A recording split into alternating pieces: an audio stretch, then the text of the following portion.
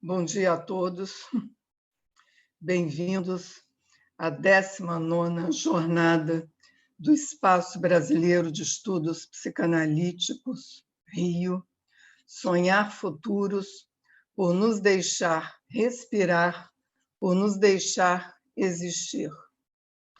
Enfim, estamos ingressando na maternidade. Há exatos 9 meses, iniciamos os trabalhos de organização do que seria, apesar dos descalabros do nosso presidente, uma grande festa.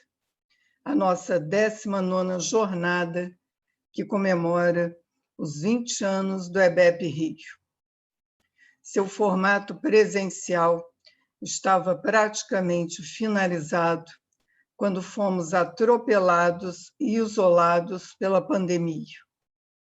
Tivemos que mudar nossos rumos em termos de ideias e também físicos.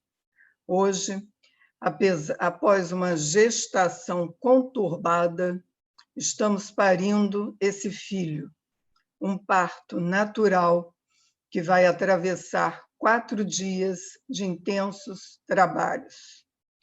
20 anos de existência do EBEP Rio, 120 anos de existência da psicanálise.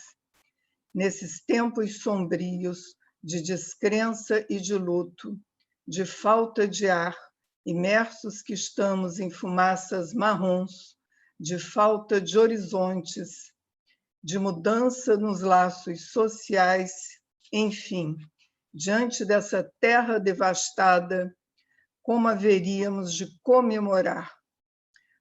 Procuramos inspiração nos poetas, e Chico Buarque veio em nosso socorro, fazendo dobradinha com o pai da psicanálise. Um grande mergulho através dos sonhos é que vai nos permitir respirar, é que vai nos permitir existir.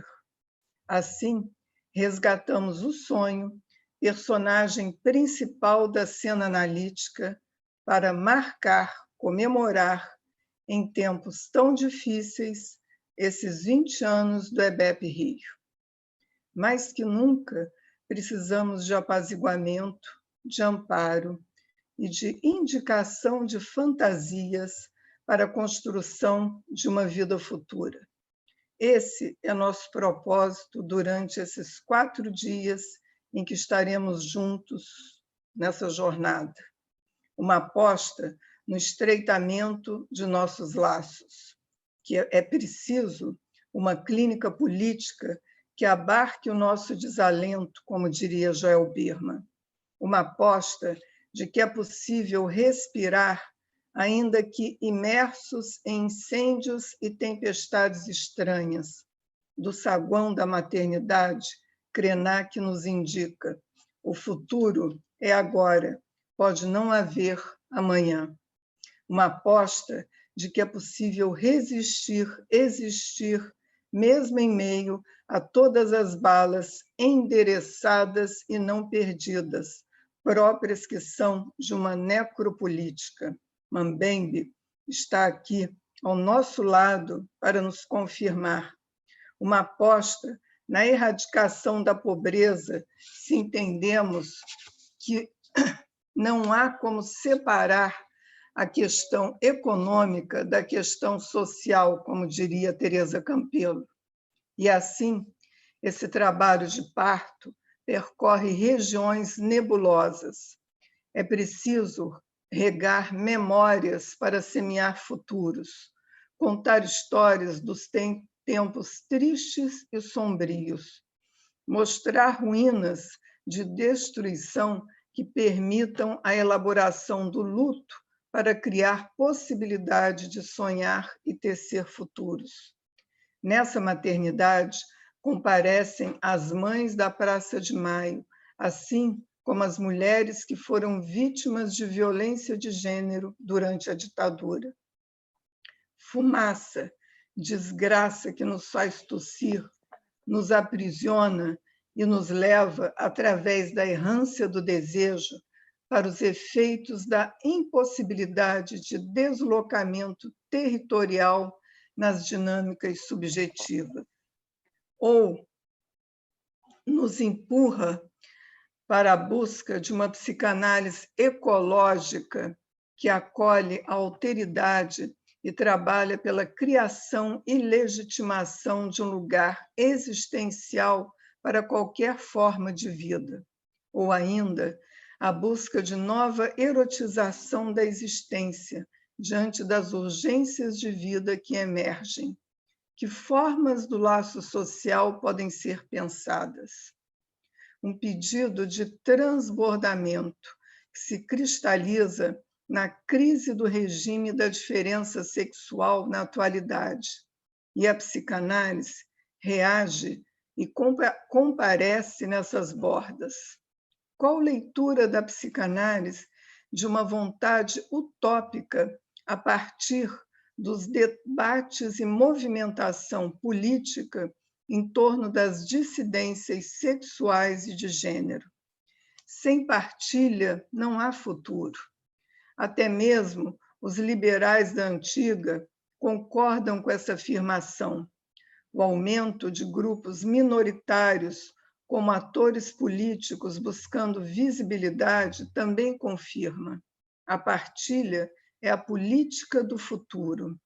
A Cuíca da Mangueira exalta os quilombolas, os índios cariris, Marielle Franco e Jesus Cristo, numa história que a história não conta. Ou ainda, a partilha de psicanalistas que buscam entrelaçar o ato político ao ato de clinicar. Feminilidade é questão de homem e mulher, é questão de política. As dores do parto convocam a todos. Contando que Deus pague a conta, porque a multinacional farmacológica não patrocina a psicanálise, assistiremos o casamento entre o neoliberalismo e a religião. Quanto ódio! De onde vem tudo isso? Quem sabe teremos, através da fantasia, uma orientação ético-política para essas experiências contemporâneas.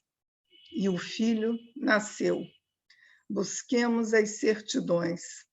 Muitos participaram desse parto e, por isso, devemos nossos agradecimentos.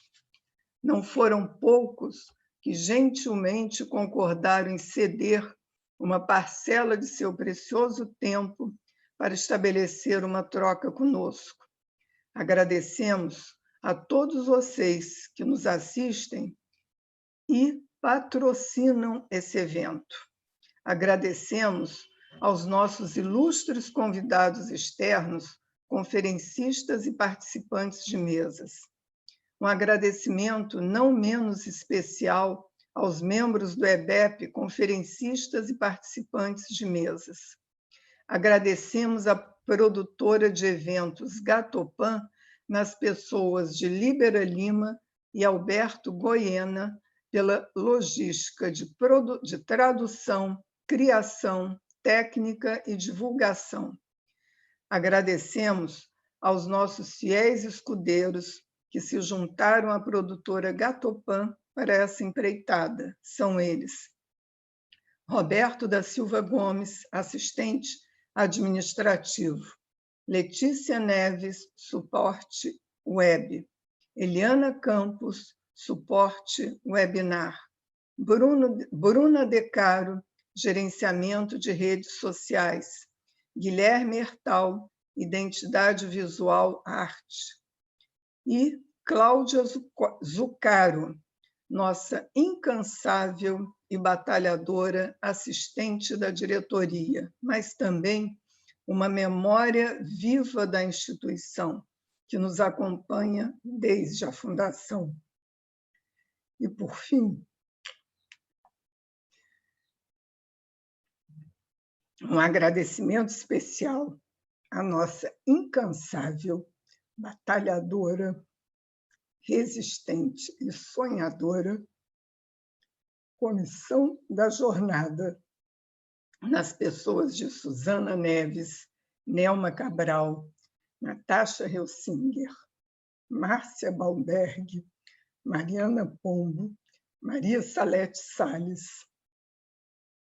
Luiz Paulo Martins, Luciano Dias, Leila Ripoll, Gabriela Fonseca, Elizabeth Mourão, Camila Lacerda, Bianca Cortes, Ana Seixas e eu, Ana Beatriz Lima da Cruz. Antes do início da primeira conferência, é importante deixar alguns avisos e recomendações para o bom andamento dos nossos trabalhos. O chat será aberto nos minutos finais das apresentações. Pedimos que ele seja utilizado apenas para perguntas, evitando comentários e cumprimentos. Depois que o mediador anunciar o final da conferência ou mesa, o chat continuará aberto para manifestações. Nas conferências em língua francesa, aparecerá o botão intérprete na tela de seu dispositivo, abaixo à direita, um globozinho. Ali você pode escolher em qual língua deseja acompanhar a palestra. E boa jornada para todos nós. Agora, vamos dar início à conferência de 20 anos do EBEP. Eu convido o médico, psicanalista Carlos Alberto Silva para entrar na sala comigo. Olá, Carlos. Bom dia. Bom dia, Silvinha. O Carlos Alberto é um amigo muito querido que eu ganhei de presente do EBEP. Ele é membro fundador do EBEP e ocupou já a presidência de nossa instituição. Escreveu, por ocasião de nossa fundação, o texto A Admissão de um Candidato e uma Associação Psicanalítica, que está publicado nos cadernos do Espaço Brasileiro de Estudos Psicanalíticos e é uma referência fundamental para a gente em todos os momentos. Ele foi professor e supervisor da pós-graduação em Psicologia Clínica da PUC-Rio e também um de nossos heróis do SUS. Ele foi supervisor e professor do atendimento psicoterápico e psiquiátrico do Ambulatório de Psiquiatria do Hospital Pedro Ernesto da UERJ. Ele foi supervisor das equipes técnicas da enfermaria de psiquiatria do Hospital Pedro Ernesto. Agora, então, vamos deixar a palavra com Carlos Alberto. Eu peço desculpas pela emoção. Psicanalista também tem corpo. Vamos lá, Carlos. Ainda bem, ainda bem. Minhas congratulações pela emoção. E obrigado pela apresentação. Bom, infelizmente vou ler, mas espero que não fique enfadonho. Saudações e bom dia a todos e todas. Em primeiríssimo lugar, quero prestar e apresentar meu respeito e minha dor solidária a todos aqueles que dentre nós morreram, quase sempre em silenciosa invisibilidade. Também meu respeito aos pacientes vítimas dessa pandemia que sofreram ou ainda sofrem em internações dramáticas e angustiantes, seja nos hospitais públicos, seja nos hospitais privados, em função da Covid-19. Minha admiração e reconhecimento absoluto aos profissionais de saúde e funcionários que lutaram e ainda lutam com o flagelo que nos atingiu. Meu respeito e minha dor dedicados a todos os membros dessas categorias da linha de frente que tombaram nessa luta, deixando famílias dilaceradas.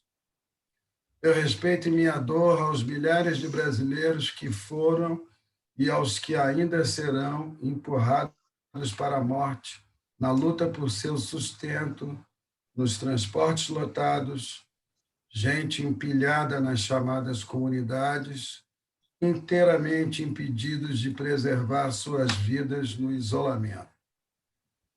Por fim, a minha compaixão e a minha revolta com aqueles que, mergulhados na ignorância ou na crueldade, continuarão prolongando este flagelo, espalhando a morte e achando-se superiores às leis do universo. Chama-se de salvar a economia, a produção de milhares de desempregados e o novo impulso à necropolítica que todo esse flagelo possibilita. Saúdo a todos que se dispuseram a nos ouvir durante esta jornada. Somos gratos a vocês e espero que ao longo dos próximos dias consigamos ter alguma comunhão e também boas divergências. Como já foi dito pela Ana, nossa atual presidente, esse é um momento todo especial para nós. Existimos, resistimos e chegamos aos 20 anos. Idade bonita que nos promete um futuro. Tenho que agradecer aos amigos do EBEP por estar aqui hoje. Um tanto obrigado. Muito obrigado por terem me obrigado. Estou contando com o apoio e a ajuda da Ana Beatriz, esperando que fique ao meu lado para me socorrer a qualquer momento. Viu, Ana? Vou tentar falar de... Vou tentar falar de nossa instituição, o que, em verdade, significa dizer como eu a vejo. E, portanto, inevitável que seja uma visão parcial. Parcial, aliás, é uma palavra com acepções diferentes e sobrepostas, como é comum nas nossas maliciosas línguas provindas do latim. Será uma visão parcial, porque dificilmente eu conseguiria transmitir uma imagem completa de nossa instituição. E parcial ainda, porque será meu ponto de vista, recoberto por minhas vivências afetivas, simpatias e afinidades. Peço toda a compreensão possível aos companheiros do EBEP, que forem meus colegas e companheiros mais recentes, e que não chegaram a me ver num papel ativo na nossa instituição. Poderiam se perguntar com que direito teria eu de estar aqui hoje, falando em nome de todos. Responderia que também não sei, mas assim é a vida. Nem tudo se explica, mesmo que se recorra a Freud. Seria simples falar de nossa instituição. Para tal, penso que já bastaria prestar atenção e acompanhar nos próximos dias o desenrolar dessa jornada. Ela, em si, esta jornada de apresentações e discussões, será a melhor descrição e exposição de quem somos, de por que estamos vivos e do que queremos manter vivo através de nós. Esta jornada que ora se inicia poderia ser considerada não. Ela é verdadeiramente a nossa grande Assembleia Geral.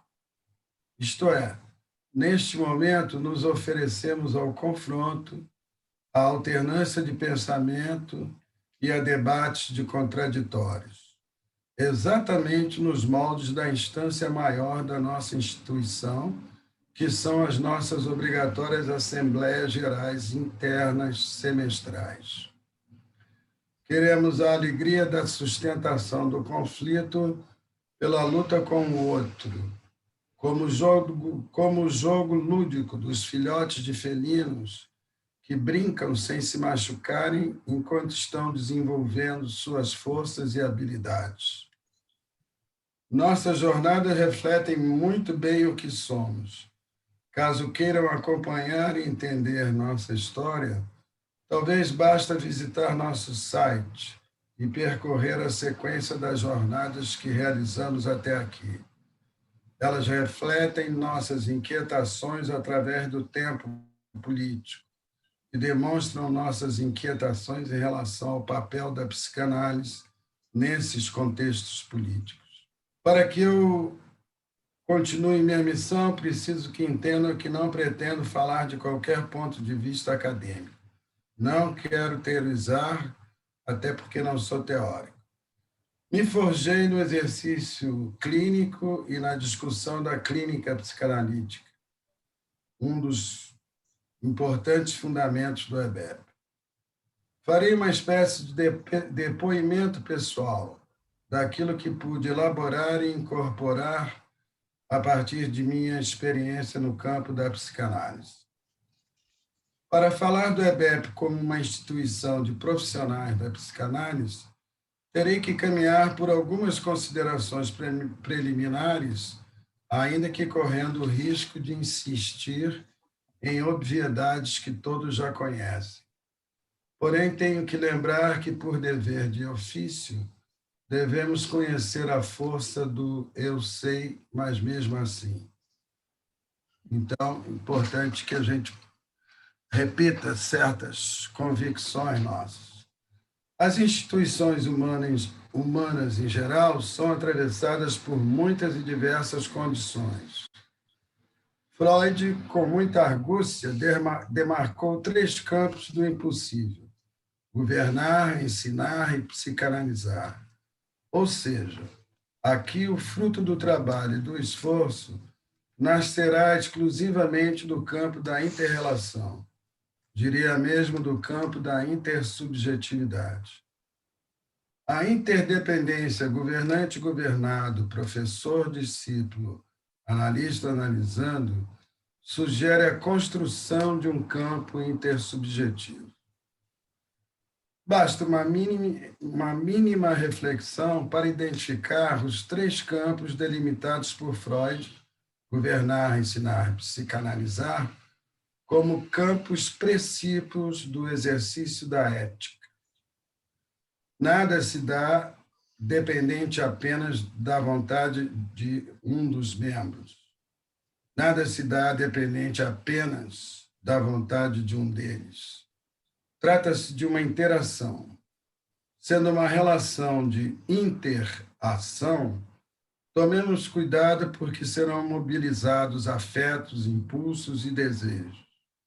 Para que permaneçam relações de trabalho, é fundamental a vigência da ética.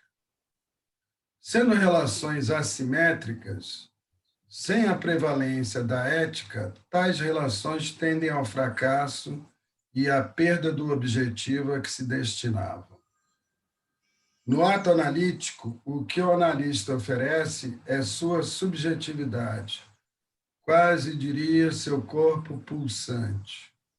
Oferece sua possibilidade de elaborar e, mais ainda, perlaborar sobre o conflito e a angústia do outro. Acredito que o analista deva se deixar encharcar pela subjetividade do outro. Tempos atrás, espero que não mais hoje, o analisando é que se encharcava da personalidade de seu analista, particularmente se fosse seu analista de data. Quero falar um pouco do ato analítico. No espaço da análise, o analista não cessa de questionar. Há mais e mais a dizer, há mais e mais fantasias a desvelar, há mais e mais impulsos a buscar representação. O analisando precisa vencer todas as suas reservas, afrontar e viver seus desesperos na atualização transferencial. Ao analisando, é solicitado que se desvencilhe de toda e qualquer pudicícia e exponha suas misérias morais e sofrimentos, jamais as contornando.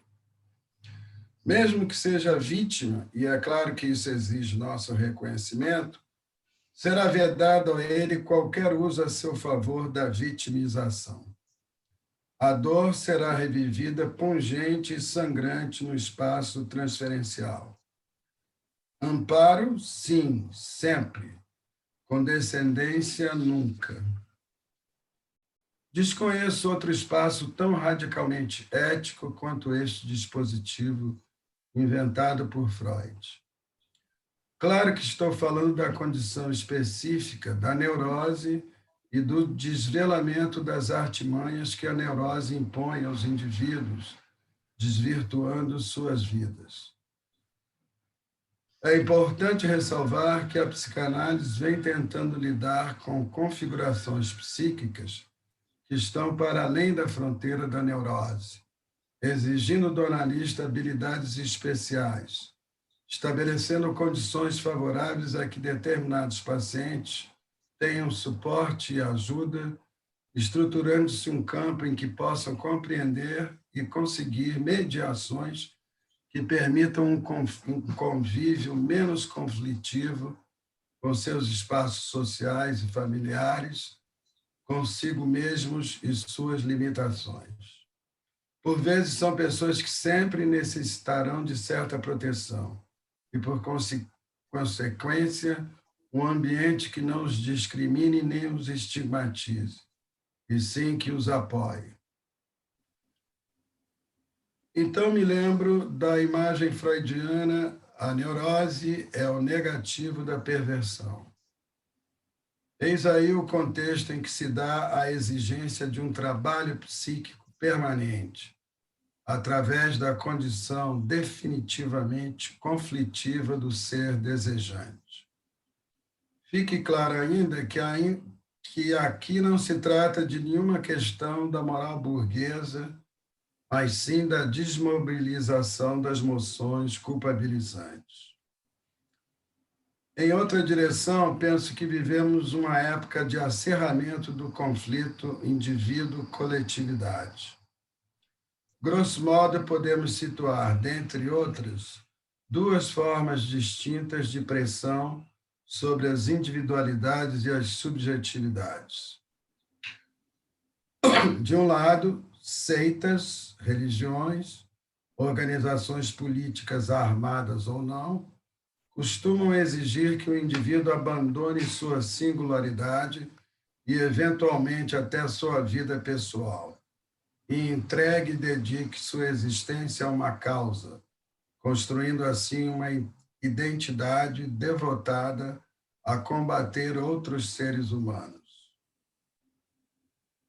De outro lado, mas praticamente com os mesmos efeitos, a cultura do narcisismo, a cultura do consumo desenfreado, o estímulo ao empreendedorismo, a cultura do self-made man, buscam impor a supremacia do indivíduo como valor máximo.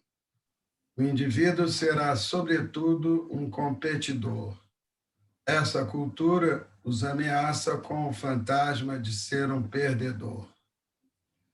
Nessas duas vertentes, diferentes entre si, parece clara a pressão para forjar identidades e subjetividades. Temos que reconhecer que se perde aqui, de forma absoluta, um valor máximo para a espécie humana. Teremos a supressão da solidariedade entre povos, sociedades e indivíduos. A solidariedade, desaparecida na sua condição essencial, reaparece em cena na forma de fraternidades deformadas e subvertidas. Ou seja, as proposições doutrinárias, os postulados ideológicos, enfim, instituem radicalmente o nós e eles. Plantados os alicerces da discórdia, da violência, da guerra, implantada a lei do mais forte, a solidariedade e a fraternidade perdem de vez sua pretensa universalidade. A solidariedade, então, será um bem distribuído aos merecedores qualificados. Os demais serão excluídos dessa benevolência. As transmutações do espírito solidário se desdobram e se replicam em todos os espaços das relações humanas. Surge o adágio: aos amigos tudo, aos inimigos a lei. Vemos, então, a amizade, outro valor essencial, transformada em mercadoria de troca e de distribuição de privilégios. Houve tempo em que singularidade, individualidade, narcisismo egoísta, ambição pessoal, inveja e ódio não estavam fusionados na indistinção perversa atual. Creio que isso é hoje uma consequência desse conflito indivíduo-sociedade que estamos vivendo. Fruto das pressões exigentes, excessivas, da autoafirmação das individualidades, o conflito angustiante e perturbador das subjetividades chega até a psicanálise. Há um tempo atrás, sob a pressão da autoafirmação, era comum se ouvir demandas nas análises de forma quase padrão. O que eu faço, doutor? Não sei me impor. Acreditavam poder responder à pressão da autoafirmação e da realização pessoal no espaço social ou no mercado. Hoje, com a perda do asseguramento de direitos civis básicos da existência, diante da manipulação da lei conforme a conveniência de governos autoritários, com o retorno, se é que é mesmo um retorno, da lei do mais forte, as pessoas parecem sucumbir. Desesperançados de sua autodeterminação, expressam com frequência sua descrença em si próprios. Eu sofro de baixa autoestima, doutor. Será que então ao analista caberá restabelecer alguma harmonia entre as instâncias e imagens narcísicas do analisando, para que ele venha a estar apto a se impor aos outros? Melhor que dizer como nós, o EBEP, melhor que dizer como nós, o EBEP, surgimos, será dizer de onde surgimos. Todos tivemos caminhos que levaram a que nos encontrássemos no início desse século. Como tudo começa, penso que tem a ver com nossas histórias pessoais. Gosto muito da palavra linhagem, que não tem a ver só com realezas, tem a ver com origens, linha, traçado, trajeto. Como tudo começa? Qual a nossa linhagem? Nunca saberemos com certeza, se é que me entendem. Foram opções, escolhas? Estávamos exercendo a nossa liberdade? O que nos moveu? Laços afetivos, identificações de ideias, busca de filiação, pertencimento, ilusões, medos, ou então, como está na moda, ter um lugar de fala? Nunca saberemos. Fato é que gestamos e nascemos. Aí, estou te copiando, Ana. De uma coisa tenho certeza, na origem de tudo esteve um anseio comum a todos por liberdade. Em todos havia uma recusa à mentalidade autoritária tão frequente em nosso país. Essa linhagem que reuniu o grupo inicial jaz na subjetividade de cada um de nós. E, com certeza, essa linhagem subjacente é a linha simbólica que costurou a aproximação e a constituição do grupo. O que nos uniu foi o rechaço ao adestramento, ao treinamento disciplinar e doutrinário, castrador da criatividade, propondo a repetição cega e vazia, propondo a leitura e a interpretação fixa e dogmática das relações nas instituições humanas. Está na nossa origem também não considerar a teoria e a prática psicanalíticas como descoladas da política. Muito pelo contrário, tentamos encontrar e compreender as proposições, injunções e pressões dominadoras que as instâncias de poder exercem sobre as subjetividades individuais, considerando aí, principalmente, as repressões e negações implícitas e explícitas impostas aos que não se enquadram nas normatizações majoritárias. Obrigado, Júlia. Todos já conhecemos os diferentes dispositivos destinados a excluir, tornar invisíveis e até matar, pela via dos discursos raciais, dos discursos normalizadores e normatizadores dos gêneros, dos pobres, etc. Temos tentado pensar dentro de uma linhagem de investigação de teóricos e autores que se inclinam sobre os efeitos e consequências da disciplinarização opressiva dos corpos, da pretendida regulação das paixões e criação de mentalidades que atinge com o exercício da violência, da exclusão e da morte os indesejados pelo sistema autoritário ou por sistemas sustentados em farsas democráticas. Aliás, ao norte temos bons exemplos dessa prática. Isso quer dizer que estamos condenados a lutar contra a censura e a violência, tenham elas a forma que tiverem. Como seria bom que esse exercício de resistência, tanto ao autoritarismo quanto ao paternalismo de Estado, que Freud tanto denunciou, pudesse efetivamente se dar, essa resistência, sem a ajuda do ódio. Para que possa transmitir o que entendo como sentido de nossa existência institucional, preciso fazer algumas observações. Permitam-me lembrar que somos mamíferos, com um corpo destinado a reproduzir e se perpetuar enquanto espécie. Gosto de dizer que na Bíblia deveria estar inscrito mais um imperativo: ide e devorai-vos uns aos outros.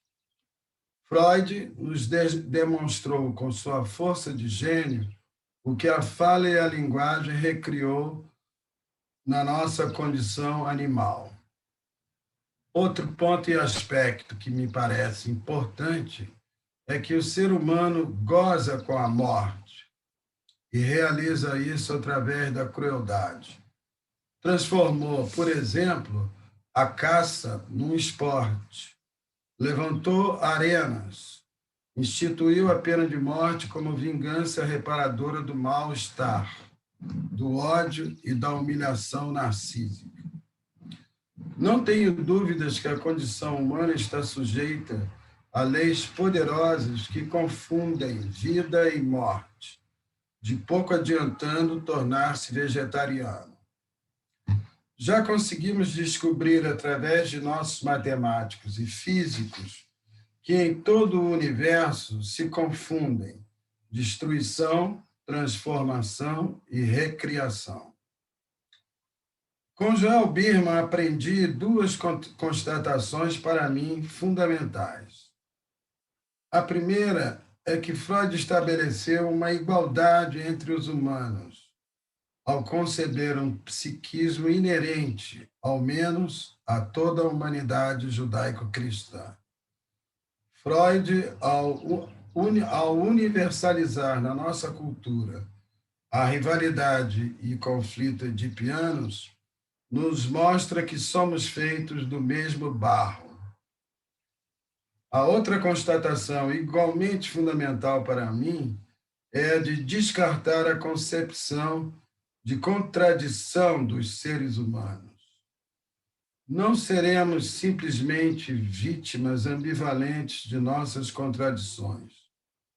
Somos, isso sim, seres do paradoxo. Contradições podem ser passageiras, podem ser resolvidas em discussões severas e em debates honestos. Paradoxos não, são constitutivos, constantes e permanentes. Sua possível resolução exige vivência e convívio com o estranho, com o estrangeiro, com o ser no corpo a corpo com o outro e com o ser na solidão. Seguindo essa ideia de paradoxo, consigo afirmar que, diante da fragilidade, da insegurança do ser, trazemos trancafiados dentro de nós aspirações a poderes sobrenaturais e mágicos que nos fariam inexpugnáveis. O caminho real e natural para atingir tal condição de invulnerabilidade será ter poder político ou ter poder econômico, de preferência reunir os dois. Para tal, manda-se as favas à ética, solta-se as feras acuadas presas nos porões do espírito.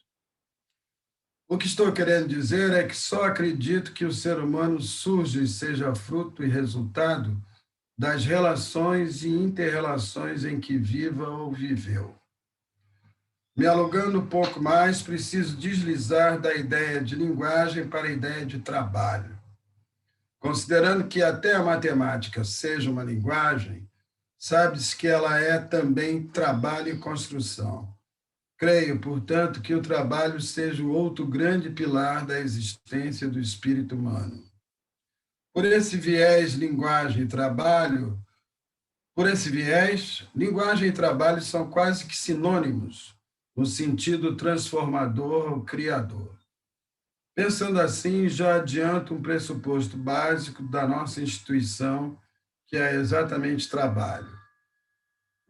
O que, aliás, significa esforço, sacrifício, mas também alegria, na contramão do anseio, a quietude e a placidez. Não nos livraremos dos paradoxos no trabalho, tanto quanto não nos livramos na linguagem. Por causa disso, o ser humano deveria ser sempre pensado com alguma compaixão. Digo isso porque na mesma terra em que trabalham um Montesquieu, um Foucault, um Voltaire, um Montaigne, um Deleuze, também laboram engenheiros superdotados que produzirão os Mirage, os porta-aviões e as bombas atômicas. Na mesma terra em que Sócrates trabalha, se inventam as galés guerreiras movidas a remo por escravos tomados a povos vencidos e rendidos. Também o trabalho será a expressão do paradoxo humano. Quis, portanto, até aqui alinhavar algumas condições que julgo que atravessam qualquer instituição humana, desde as pequeninas como a nossa até aquelas gigantescas constitutivas dos regimes governantes. Agora me dedico a falar de nossa instituição.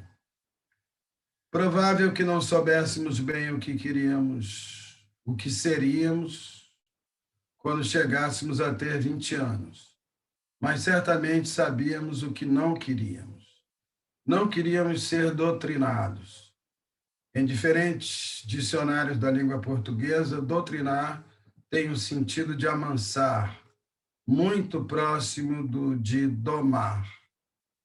Muitos de nós havíamos percorrido formações em diferentes instituições psicanalíticas da nossa cidade. Foi um trabalho, não deixou de ser. Mas agora estávamos optando por outra forma de trabalhar, por outra forma de criar. Dispensamos a escrita de trabalhos destinados a comprovar apenas o adestramento e a doutrinação. A exigência maior que uma instituição como a nossa cria sobre seus membros é justamente a de trabalhar. Trabalhar de forma contínua e permanente nas suas formações. Pensar e repensar a clínica, preparando-se para perceber as novas fontes de angústia e sofrimento psíquico. Creio ser o trabalho o nosso grande desafio. Esculpir a nossa formação a golpes de liberdade e autonomia de pensamento.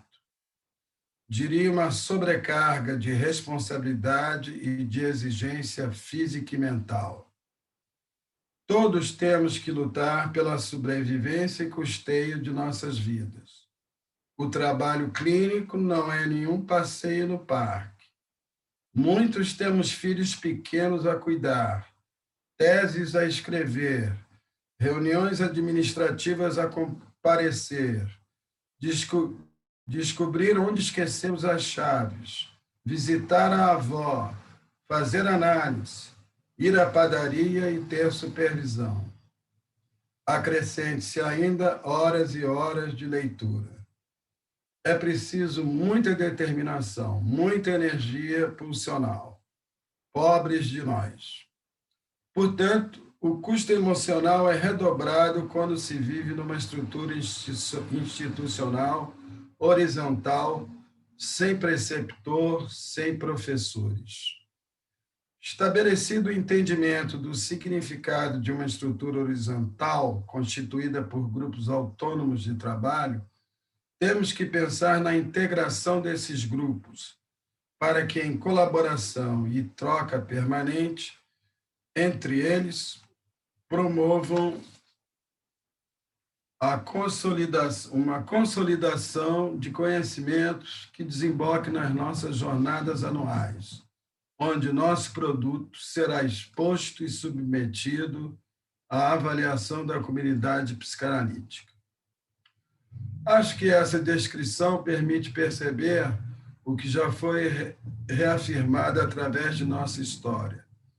O asseguramento do tornar-se analista estará no encargo de cada um, através de seu percurso, sua análise pessoal e de sua determinação ética nesse ofício. Livre que é para buscar seu saber e consolidar sua competência pelos muitos meios que lhe estão disponíveis.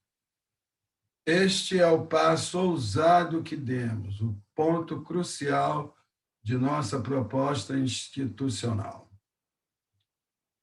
Como gosto de dizer, onipotência e impotência são ilimitadas. Potência não, tem limites. Provavelmente sempre estaremos um tanto aquém do que seria o ideal. A estrutura em rede de grupos de trabalho exige permanente cuidado e atenção.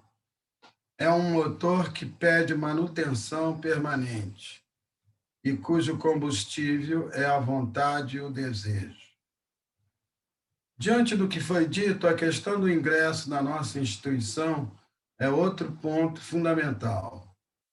Não queremos selecionar candidatos a membros da nossa instituição. Queremos que nos mostrem por que estão nos selecionando. Para essa espécie de mútua escolha, deve-se realizar quantas entrevistas forem necessárias para que as possíveis desilusões surjam de parte a parte, ou uma forte aliança seja estabelecida nesse momento. Não estamos aqui para ter razão, não estamos aqui para impor verdades. Queremos produzir, queremos poder existir. Queremos ser um espaço vivo e disposto ao debate, um espaço garantidor do confronto. Queremos ser um espaço sem medo e sem paranoia, um espaço de confiança no outro. Queremos poder ter a liberdade de sermos traídos. Não queremos estar prevenidos. Não queremos cercadinhos nem graduações. Não queremos níveis de graduações ou hierarquias garantidoras. O EBEP foi fundado em um momento de intensificação do debate ético-político no campo da psicanálise. É fruto de uma articulação entre psicanalistas brasileiros e o movimento que na França criou o Collège d'Espace Analytique. Como uma rede internacional, somos uma estrutura horizontal de grupos de trabalho, pluralista e transdisciplinar. Dentro desse propósito pluralista e transdisciplinar, encontra-se nossa preocupação em pensar a psicanálise dentro da realidade brasileira atual. Importante registrar a constituição de núcleos em cidades brasileiras. Nossa rede se expandiu, hoje integra Juiz de Fora, Porto Alegre, Aracaju e, recentemente, Belo Horizonte. Ao final, seria bom a manifestação de componentes desses núcleos. Somos um país multirracial e multicultural, uma terra de alegria e terror, desequilíbrios e harmonias, submetido a regimes autoritários e a distorções teratogênicas do convívio público e do exercício político.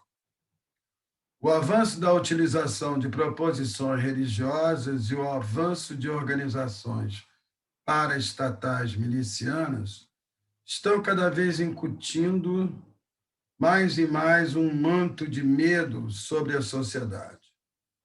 Uma atmosfera de descrença no futuro e em perspectivas de vida. Vivemos um momento de aqui e agora quase sempre voltado para a sobrevivência imediata. Estamos perdendo o sentido simbólico da transferência de sentidos de vida e projetos para gerações futuras. Resultado? Explosão da violência doméstica, dos estupros e da molestação de crianças dentro e fora da família. Banalização e convívio pacífico com a violência nas suas variadas formas. Qual o impacto na subjetividade de nossos adolescentes, de nossos jovens? A deterioração do espaço social está levando a reações defensivas e autodestrutivas. A formulação ativa do foda-se. Lixo e cadáveres no espaço público.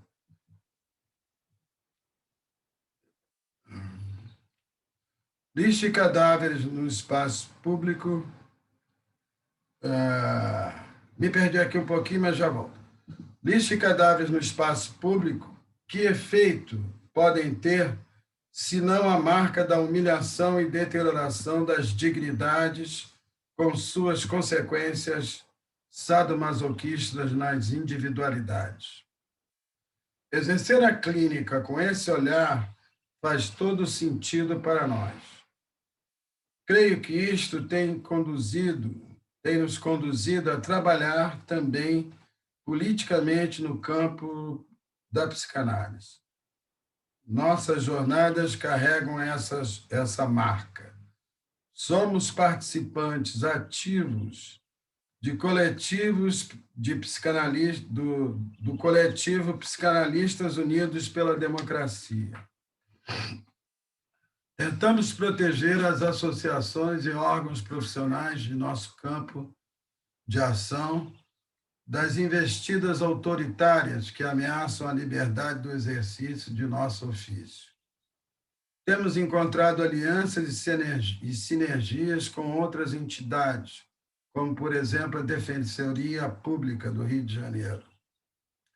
Antes da pandemia, reunimos analistas de diferentes origens em assembleias pela defesa da democracia. Temos atuado em várias frentes de articulação política de psicanalistas de variadas instituições. Destaco ainda a atuação dos colegas do EBEP, junto com outros analistas de outras instituições, no atendimento a moradores da comunidade da Maré, no Rio de Janeiro. Isso hoje se faz ainda por atendimento remoto da pandemia. Peço a colegas presentes que, ao final, falem mais sobre essas frentes de atuação do EBEP Rio. Não quero terminar sem assinalar a importância de Joel Birman na constituição do EBEP e na liderança do nosso trabalho teórico-clínico. Nosso reconhecimento. Termino agradecendo às colegas Natasha Helsinger e Leila Ripoll, que me ajudaram a construir essa fala, além da minha colega e companheira de vida, Silvia Nunes, pelo seu apoio. Por fim, agradecer, como já fez Ana Beatriz, a nossa irmã camarada Cláudia Zucaro, pelo suporte constante na nossa secretaria.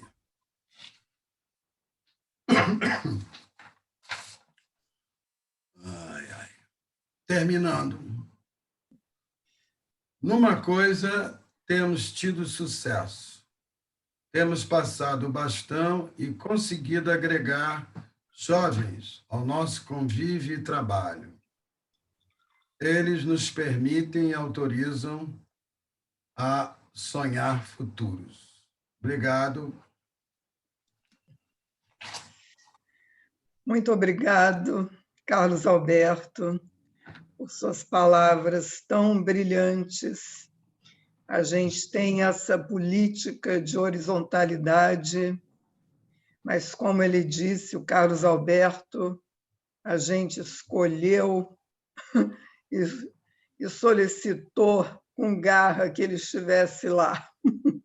E ele compareceu com muito empenho, potência, trazendo essas palavras tão bonitas, tão ilustrativas, não só da nossa instituição, como do nosso momento atual. Nós já temos aqui questões e eu gostaria, então, de começar com a primeira questão. O Carlos Alberto, né, como grande clínico que é, ele trouxe, né, palavras fundamentais sobre a nossa clínica. E aí nós vamos começar com uma pergunta de Aline Brentini. É possível uma clínica política?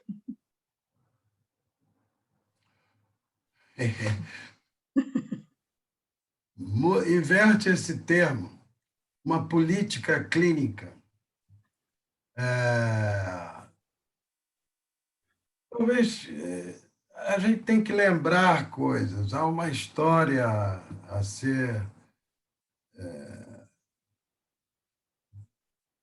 elaborada. Durante muito tempo mesmo, toda a psicanálise ficou muito aprisionada, eu acho, a uma determinada classe média, não é? Eu lembro do tempo onde se dividia a Zona Sul entre quem faz e não faz análise. Então, é uma questão muito de um olhar ético. Aquilo que eu tentei dizer do tempo em que as formações eram uma espécie de adestramento, de treinamento, desconsiderando, não é, toda a condição da sociedade brasileira, do entendimento das pressões a que as pessoas sofrem. É lógico que ninguém quer abandonar de vez o papai e mamãe, ele aparece, está por aí. Mas a leitura desse papai e mamãe, ela tem que ser política e psicanalítica.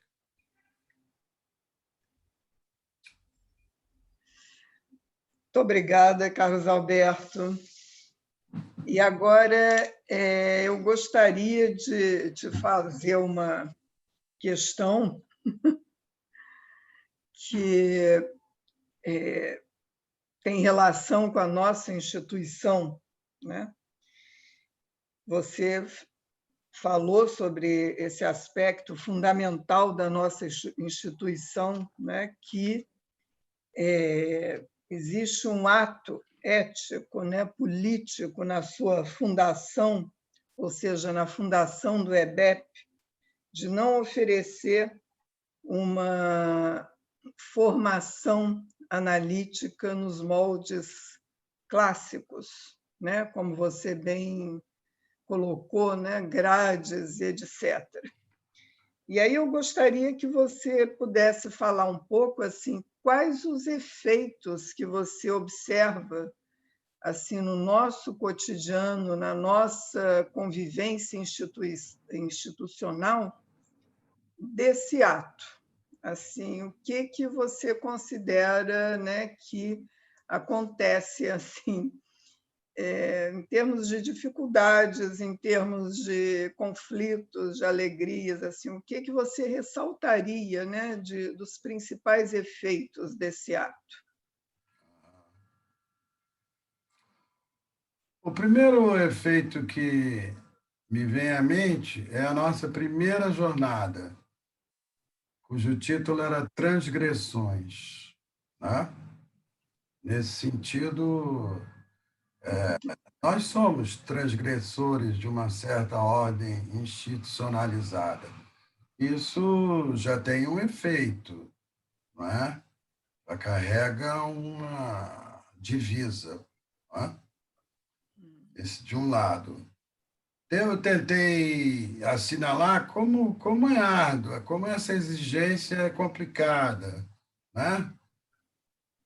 Não era, até que era interessante aquela época de seminários, né? Aulas, onde a gente podia esconder que não tinha lido coisa nenhuma para preparar aquilo, e tocava-se a vida de uma forma adequada ao ambiente.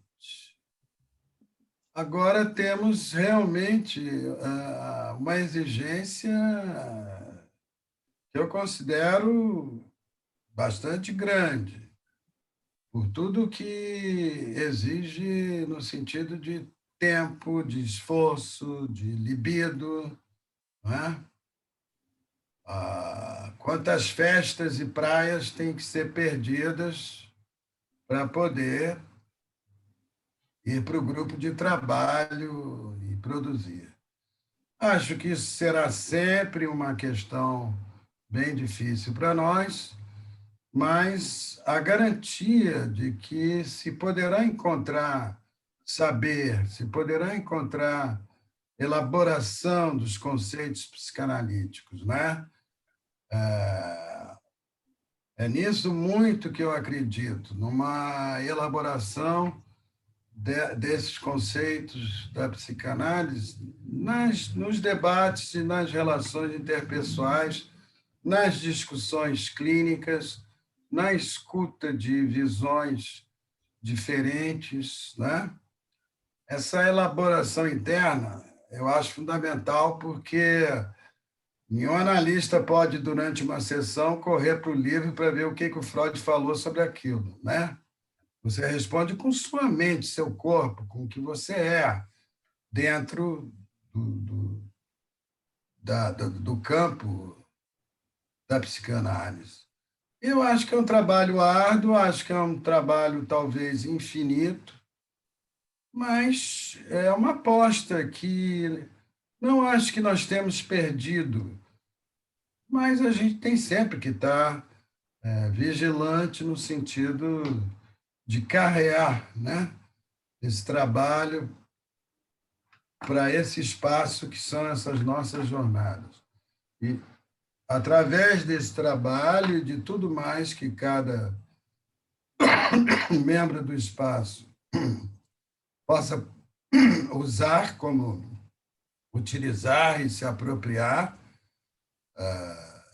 no nosso espaço, em outros espaços, só vai concorrer para uma certa integração de entendimento da teoria e análise pessoal. E, portanto, exercício clínico, né?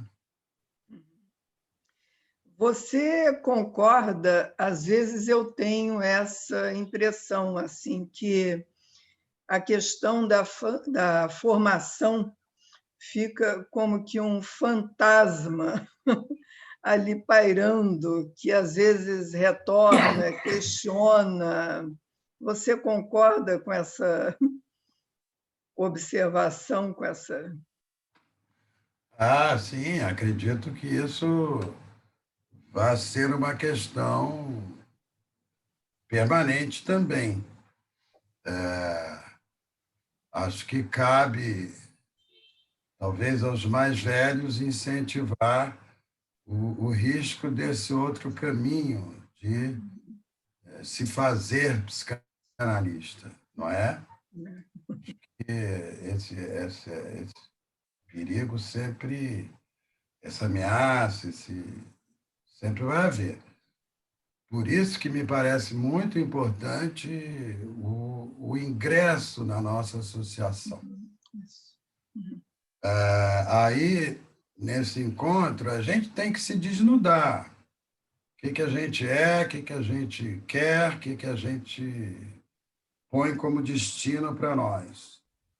E, do outro lado, a pessoa que quer ingressar deve ser ajudada até a entender bem esse tipo de opção. Ela não é simples, não. Ela é um convite a um esforço bem maior, dentro, inclusive, dessa postura que nós temos de não pretender que a associação vá ser meio de realização profissional no sentido econômico, né? Não, não gostaríamos que alguém pensasse que entrando para o espaço vai ter acesso a clientes, por exemplo, de forma grosseira, mas existe, tá? Existe. Existe. Ô, Carlos, a gente tem aqui uma outra pergunta da nossa colega Leila Ripoll, que eu vou passar para você. Sim. A Leila nos pergunta o seguinte: se a ameaça de perda de espaço abriu a possibilidade de conversa, perda de espaço, inclusive para doutrinação evangélica.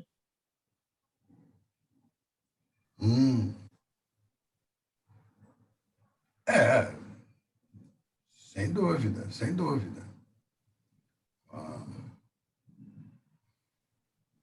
Uma coisa sempre bastante triste, principalmente no campo da esquerda, é que no campo da esquerda, há uma certa tendência a funcionar como igrejas. No período de da ditadura, não sei se ele acabou, mas houve um período que era ditadura militar explícita, era terrível principalmente para quem militava nas organizações, os rachas constantes, as divisões permanentes, não é? Cada grupo pretendia ter uma verdade maior do que a dos outros. Isso é sempre uma coisa muito dramática. Então, a sustentação de espaços livres,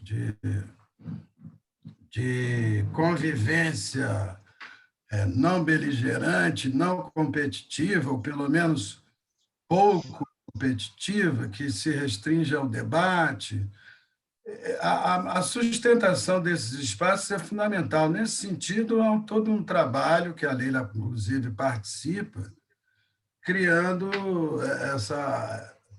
esses analistas unidos pela democracia, criando uma frente, né, um coletivo de debates, de proposições, tanto no campo da sociedade quanto no campo da psicanálise. Esse espaço, por exemplo, lá naquela ASA, era ASA, né? Não lembro. Isso. aquilo foi uma realização, foi um ato político, não é? Com certeza. E um espaço de produção de liberdade, de sentimento de poder existir e poder respirar. Uhum. Acho que seria interessante, independente da questão de como cada um pensa lá a sua formação, na sua instituição, que as instituições abrissem mesmo espaço, como disse, para respirar. Isso.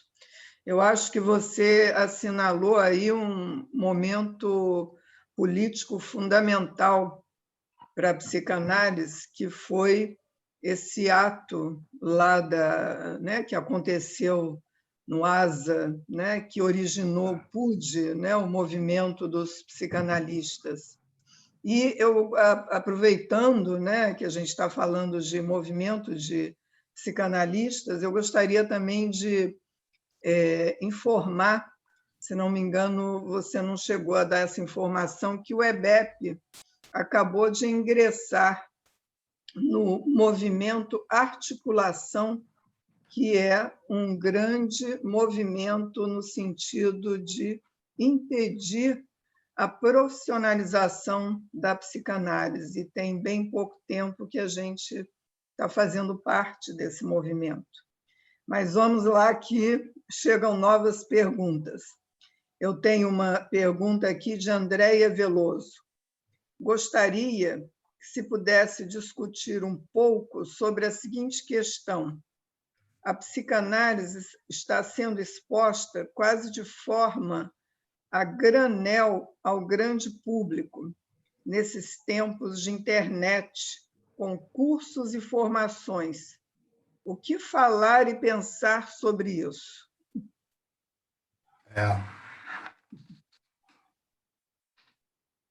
Perguntinha danada.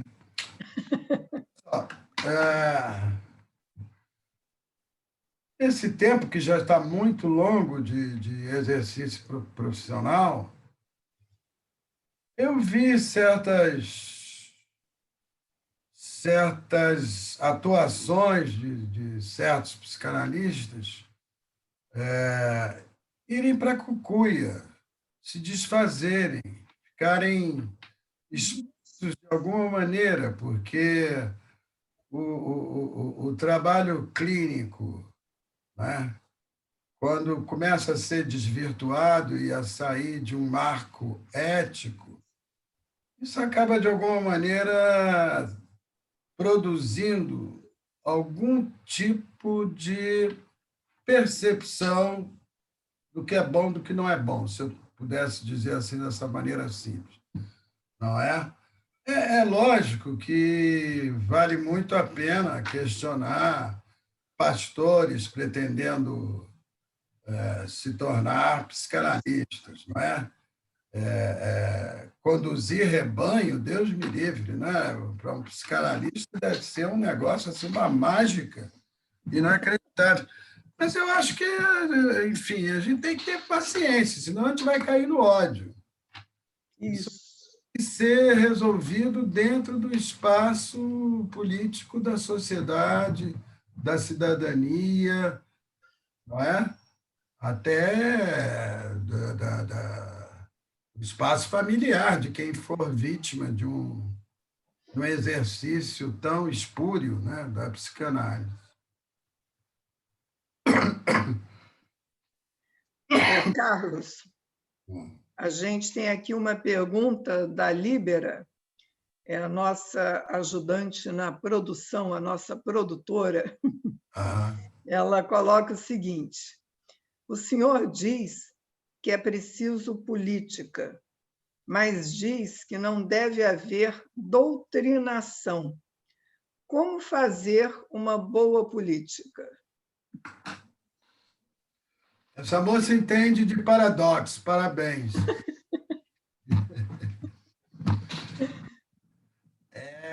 É claro.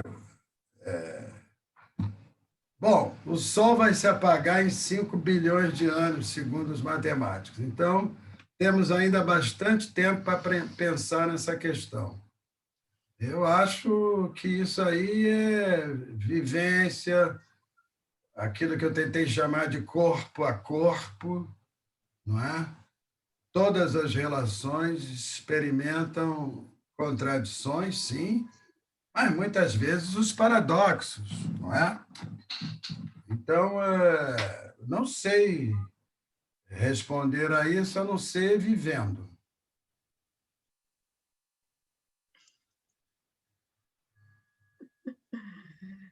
É isso aí. Bom,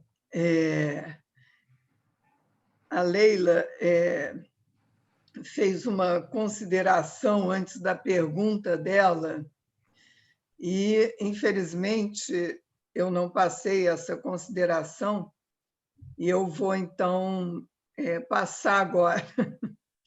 Sim. Gostaria que comentasse se você associa a possibilidade e o surgimento de troca entre as sociedades psicanalíticas e produção de um movimento comum com a radicalização da situação política, com os abalos na situação democrática.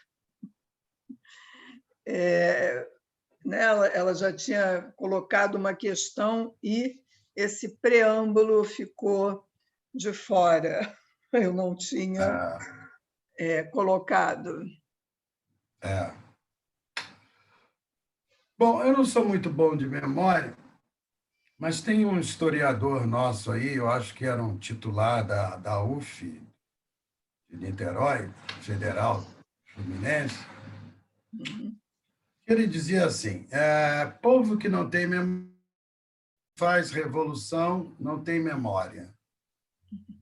Era barra pesada ouvir isso, assim, na lata, né? Então,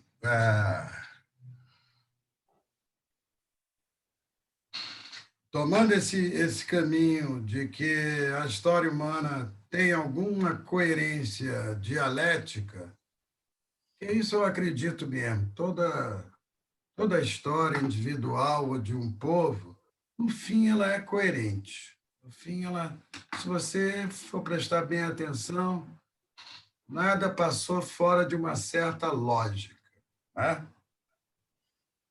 Dependendo dos fundamentos. Então, um regime autoritário, ele necessariamente vai provocar reações, vai provocar respostas. Hoje a gente sabe que a resposta armada à ditadura militar, que é, portanto, especialista em arma, foi um certo equívoco. Mas não se pode, de forma alguma, esquecer que esses movimentos abreviaram a existência da ditadura, o tempo de existência da ditadura. Eu acredito que sim. Jovens se sacrificaram de forma terrível, mas a opressão costuma trazer uma resposta física, né? Reação contrária. Acho que agora a gente tem que considerar isso, até que vários colegas, o Joel, inclusive, principalmente, insistindo na questão do desalento. Foi um pouco isso que eu quis abordar com aquele malcriado dane-se que eu falei. Esse dane-se é uma recusa, né? Até a própria existência, a própria dignidade. É lógico que pode-se ter uma reação melancólica, passiva. Eu confesso que não entendo bem o momento atual, não é? Porque, afinal de contas, a gente tem uma burguesia um tanto esclarecida, e não se vê, parece que elas estão esperando as tais reformas que vão, né, ativar o sistema econômico que elas acreditam, mas, de qualquer maneira, sou um pouco assim como uma passividade estranha. Bom, temos o risco de cair numa passividade, na passividade do desalento mesmo, e não há dúvida. Mas também não sei se seria formada uma frente unida de psicanalistas pela democracia se ela não estivesse ameaçada. Eu acho que o povo brasileiro se desiludiu. Eu gosto de dizer o seguinte: o Brasil é fruto da esquerda e da direita que ele tem. Então, acho que há toda uma camada da população, aqui ainda tem entendimento, porque nós jogamos milhões de pessoas na profundeza da ignorância, mas há toda uma camada de pessoas que estão mesmo desiludidas, não é? Porque um problema, acho que é esse, a esquerda vive se dividindo, cada um quer achar que está com a verdade, e, e isso, para mim, não tem outro aspecto senão conquistar poder, né? Ter poder. Então, acho que espaços podem se criar, devem se criar. Eu acredito muito hoje no trabalho da micropolítica, do trabalho na pequena comunidade, na pequena instituição. Na nossa instituição, a gente tenta fazer uma política de resistência, sem dúvida, dentro dela, no convívio nosso. É difícil, a gente enfrenta os paradoxos. O trabalho na praça pública, na pequena comunidade, é dificílimo, porque ele não vai ter visibilidade, porque ele não vai ter uma ação efetiva, né? Na Maré, 45 pessoas sendo atendidas. O que é isso naquela maré de gente empilhada? Claro que é, porque você vai dando possibilidades de descoberta de outras formas de viver e de pensar o mundo. Eu vou te contar uma coisa perigosa. Eu sempre me bati no espaço pela questão da transdisciplinaridade, pela questão do cruzamento de saberes. Foi uma coisa que nem sempre foi muito bem compreendida, mas ainda acho que a gente pode muito bem integrar profissionais de outros saberes, que até nem pretendam fazer clínica, mas queiram compartilhar de um estudo, de uma pesquisa, de uma investigação, não é? Então, mais ou menos foi o que eu quis dizer com a mesma terra onde nasce e trabalha Beethoven, onde nasce e trabalha Brahms, onde nasce e trabalha Heidegger, onde nasce e trabalha Kant, o nazismo surge, com aquela força excepcional e com uma absoluta convicção de revolução. Então, outra coisa que eu acho, então, muito importante, sabe, é dar um jeito de juntar mais o coletivo humano, a sociedade e as torres universitárias. Porque, tá bom, a gente é iluminado mesmo por esses pensadores que se sacrificam, mas onde é que está o permeio, né? Como pode surgir o nazismo na terra do Kant, por exemplo, né? O Adorno já é posterior. Bom, enfim, Ô, Carlos, eu tenho uma outra pergunta, mas antes eu vou passar um comentário da nossa colega Solange Catanhede. Ela diz o seguinte: gosto do multiculturalismo do EBEP, do chamamento à participação de cada membro e, principalmente, da liberdade do pensar o sujeito, a política, a errância. Eu agora vou passar uma pergunta que nos foi dirigida a você pela Lígia Dursk. A proposta de lugar de fala não teria muito a contribuir para o analista de saber não neutro? O que pensar sobre essa articulação? Repete um instantinho antes do analista não neutro, como é que é? A proposta de lugar de fala não teria muito a contribuir para o analista de saber não neutro? O que pensar sobre essa articulação? Tá. Olha, enfim, né? Acho mesmo que o tal lugar de fala é de quem vive na pele, né, a sua questão. Eu tenho cá as minhas.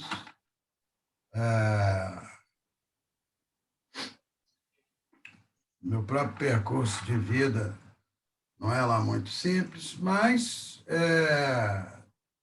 eu não posso falar por outra pessoa que vive uma realidade ou viveu uma realidade diferente da que eu vivi. A experiência existencial é absolutamente fundamental, né? O que me preocupa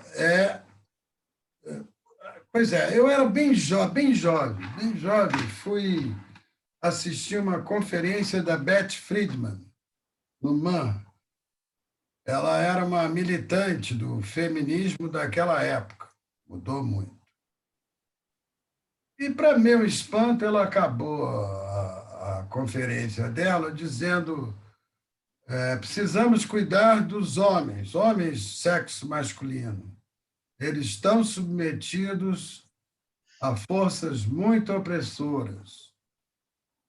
Foi uma coisa que me emocionou, entendeu? Porque é isso mesmo, falou por mim, eu também. Que porra é essa que macho não chora e tem que ser viril, não sei o quê, né? Há um sistema, é preciso sempre pensar como os sistemas. As pessoas são frutos das relações e sistemas em que foram se criando. Dessa forma, eu fico, às vezes, bem lamentando que os lugares de fala se tornem lugares de ódio, de contestação dos outros lugares de fala, não é? A gente já tem uma certa tendência, e até uma coisa que a gente pode melhorar nas nossas jornadas. Vamos chamar os caras de direita, os caras aí que acreditam no que, no que falam. Isso é muito importante. É lógico que tem gente que não dá para discutir, mas tem gente que dá para discutir. Tem gente que vai dizer: olha, o capitalismo tirou muita gente da miséria. Lembra do tempo feudal? Então,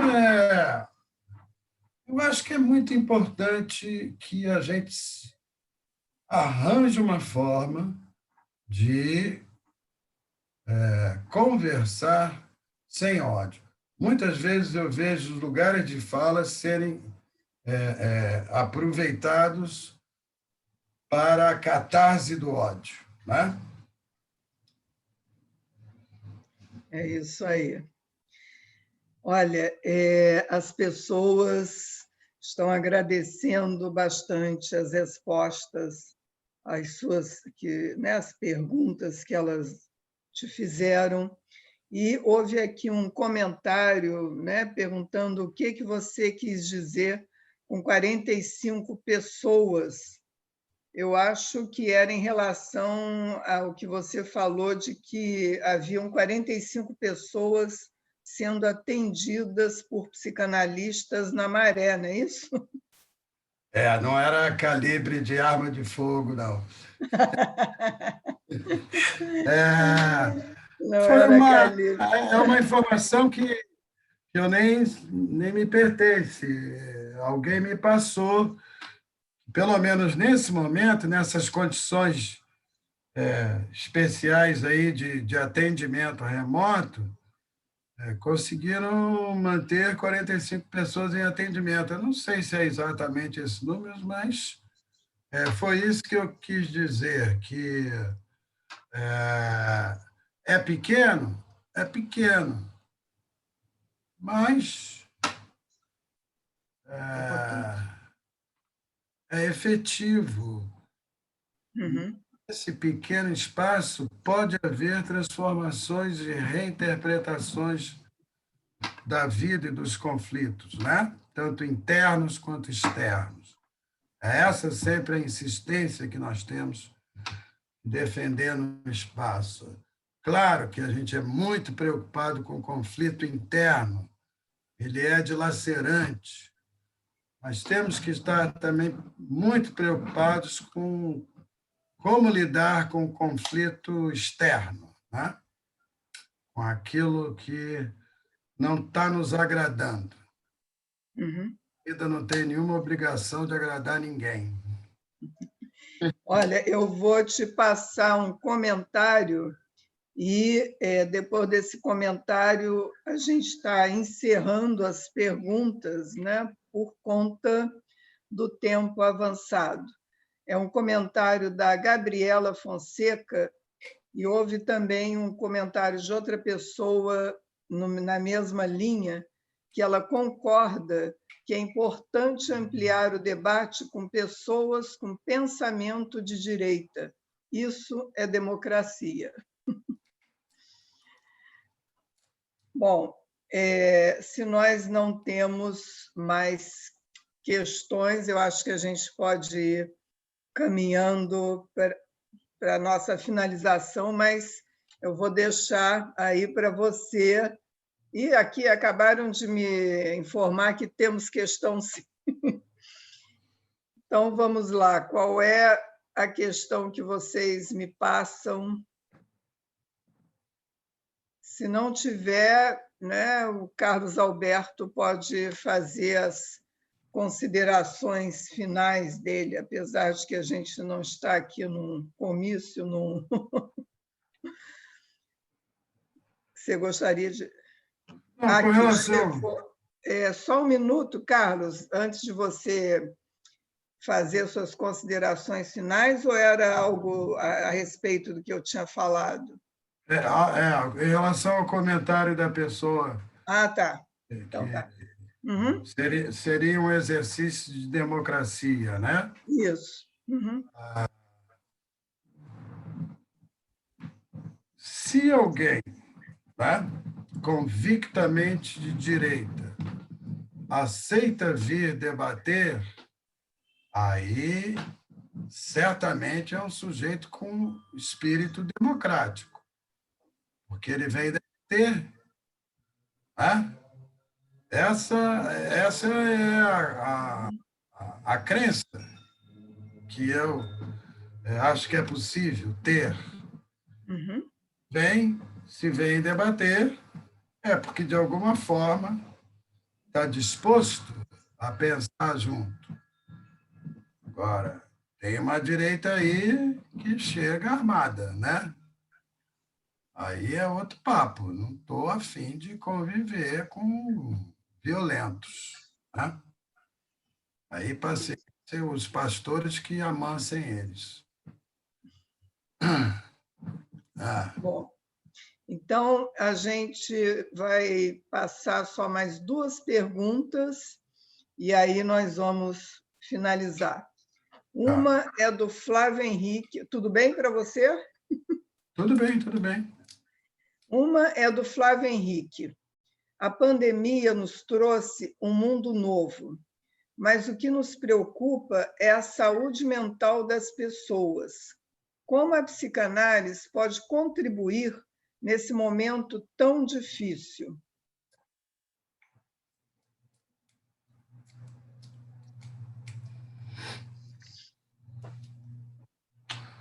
Olha, eu tento, na minha clínica, né, com as pessoas que contam com a minha ajuda, eu tento realmente trabalhar no sentido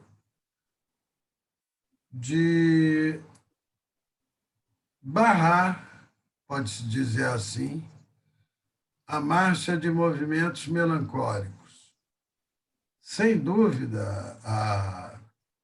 pelo que eu tenho observado muitas vezes, determinadas camadas da população, a pandemia está jogando numa impotência melancólica, porque as pessoas estão começando a achar que não podem mais formular nenhum plano de futuro, né? Não é só que não podem ir à praia ou à boate ou ao baile funk. Estão aprisionadas num aqui e agora, né? Sempre constante de medo, de, de receio da contaminação, ou outros, o pessoal lá da Dias Ferreira caiu naquele dane-se, né? Que tem muita proximidade também com a impotência melancólica. Sim. Eu acho que, em certos momentos, o analista deve estimular, né? Aqui a fantasia e a imaginação permitam isso que está no nosso título, sonhar futuros, né? No trabalho clínico, acho que alguma coisa por aí pode ser uma meta para um analista. No campo sociopolítico, eu acho que aí não é um trabalho só nosso, é de toda e qualquer, né, frente, instituição que tenha compaixão pela situação da população brasileira, que tenha interesse, né, em não conviver indiferentemente com a miséria física, moral, material que está aí. Aí não vejo tanta diferença. Um jurista, um sindicato de enfermeiro, de médico, ou uma associação de psicanálise. Temos que tentar criar laços de resistência, né? Tá? Não sei se eu respondi bem, mas é o que eu pude. Eu acho que sim. O Carlos, tem uma pergunta de nossa colega, que é do EBEP de Belo Horizonte, Denise Coimbra. Ela diz que a internet dela caiu no momento em que você estava falando sobre 2 coisas que aprendeu com Joel Birman. E aí, se houver possibilidade de você repetir quais foram essas 2 coisas que ela não conseguiu escutar. Olha, uma tem a ver a primeira, como lidar, como entender, como se colocar diante da questão que é tão batida, tão, né, jargão já, convive da diferença, a palavra horrível, aliás, né? Devia ter falado nisso. A tolerância, né? Tolerar o cacete, que vai tolerar. Mas, enfim, há todo esse jargão do diferente, do não sei o quê, quando a gente sabe que ninguém escapa a uma postura preconceituosa. Isso é uma bobagem total. Ora, quem nasceu, cresceu, em qualquer cultura que foi, viu o outro como estranho em algum momento, não adianta. Está tudo muito bonitinho até a sua filhinha começar a querer namorar uma pessoa da raça negra. Aí o buraco fica muito mais embaixo. São questões que a gente tem que enfrentar mesmo, e lidar com a gente mesmo, ter compaixão até com a gente, né?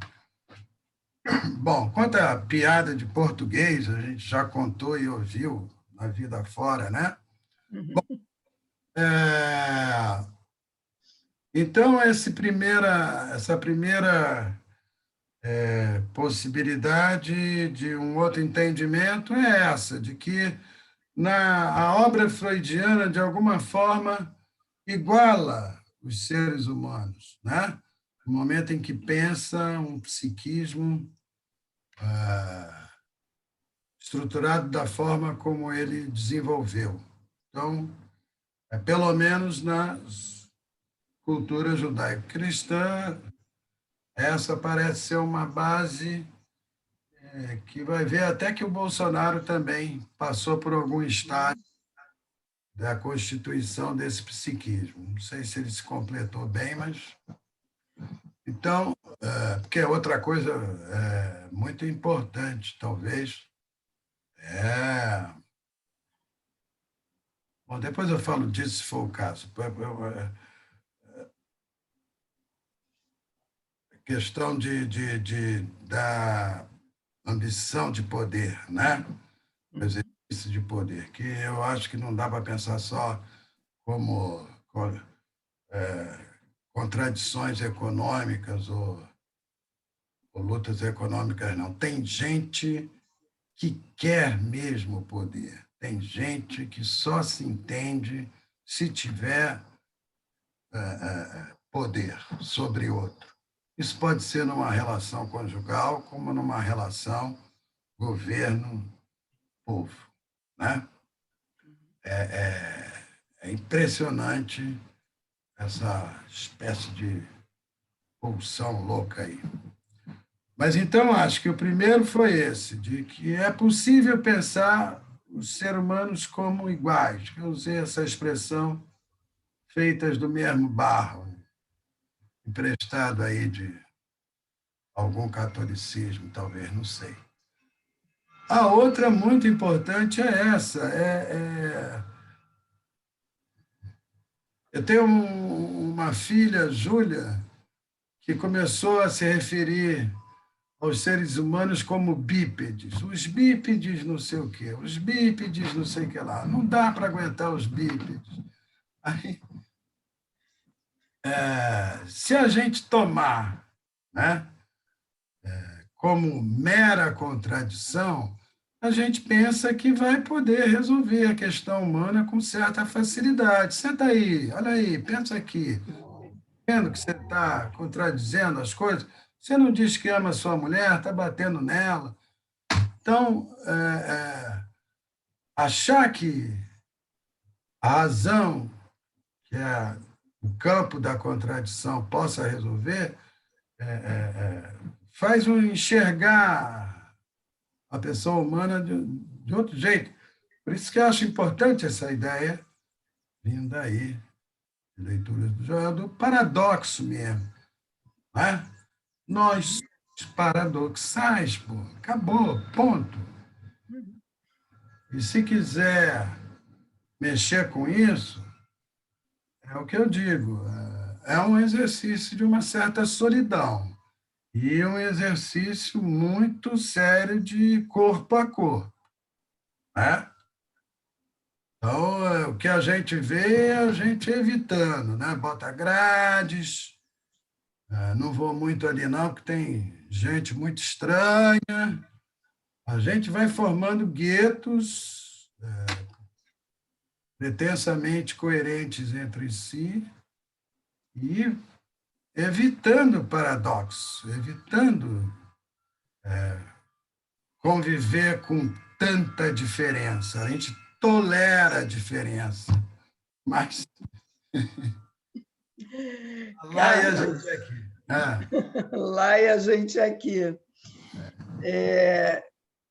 Nós estamos, infelizmente, caminhando para finalizar a sua conferência. Eu gostaria de saber se você tem alguma outra consideração que você, né, gostaria de fazer.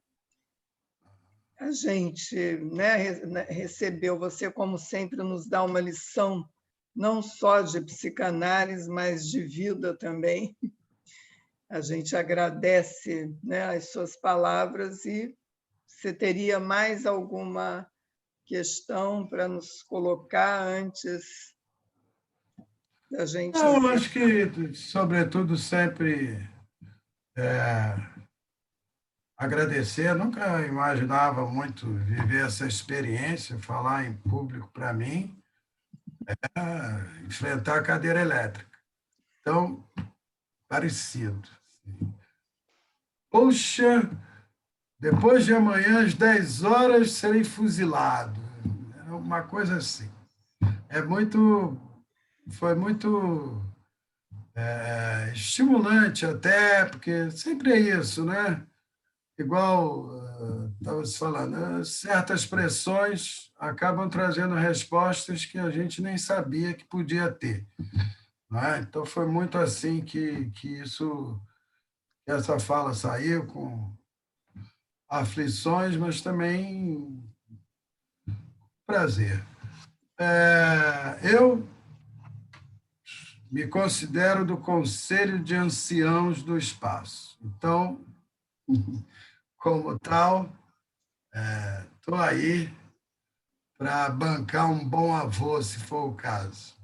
Ah, muito obrigada, Carlos. Obrigada, Carlos, e obrigada a todos pela assistência. Tchau. Abraço a todos, boa jornada.